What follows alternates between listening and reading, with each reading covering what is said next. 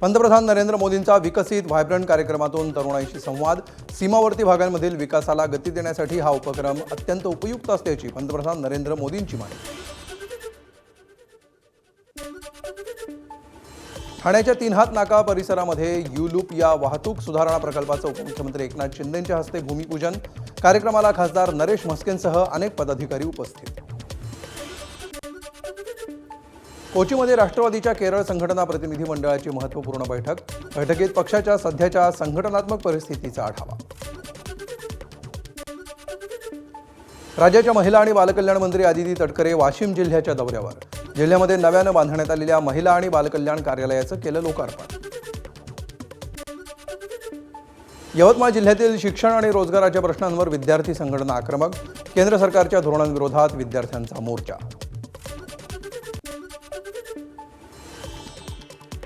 वसईत विद्यार्थ्यांच्या समर्थनार्थ नागरिकांची एल्गार रॅली. दिल्लीतील लाठीचार्ज आणि नीट पेपर फुटीचा तीव्र निषेध. दोषींवर कठोर कारवाईची मागणी. सांगलीमध्ये शिक्षण सेवक सहकारी सोसायटीची सर्वसाधारण सभा वादळी.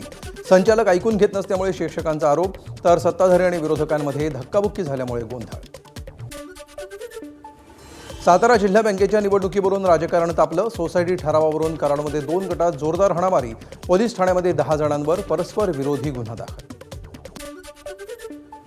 अंबरनाथमध्ये शासनाच्या जमिनीवरील 2011 पूर्वीची सर्व अनधिकृत घरं आता अधिकृत होणार.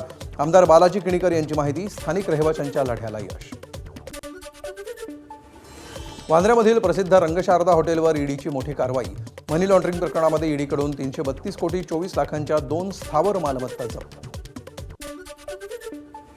सोलापूरच्या विजापूर रोड जवळील रेल्वे ट्रॅकवर झोकून देत मायलेकीची आत्महत्या. आत्महत्येचं कारण अस्पष्ट.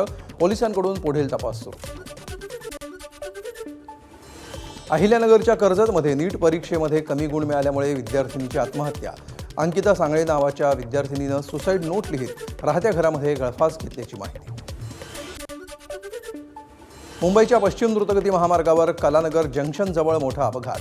भरधाव कारची 2 दुचाकींना धडक. अपघातामध्ये 2 ते 3 जण जखमी.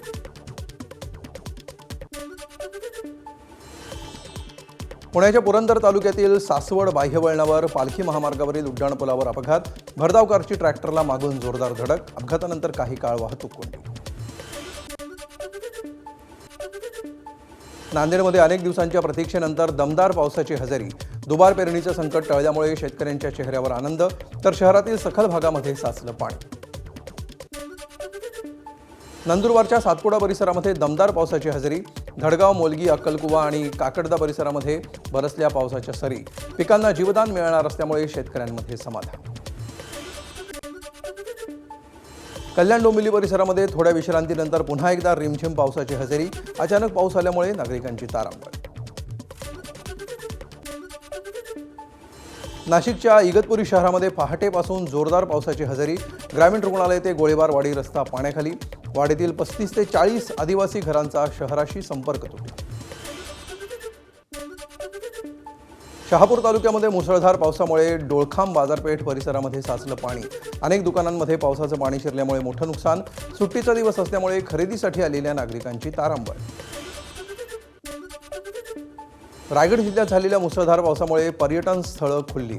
पावसाळी पर्यटनाचं मुख्य आकर्षण असणाऱ्या केंबुर्ली धबधब्यावर लोकांची प्रचंड गर्दी. गोंदियाच्या सोनगाव शेतशिवारामध्ये आढळली बिबट्याची 2 पिल्लं. परिसरातल्या नागरिकांमध्ये भीतीचं वातावरण असल्यामुळे वन विभागानं पिलांना सुरक्षित ठिकाणी हलवलं.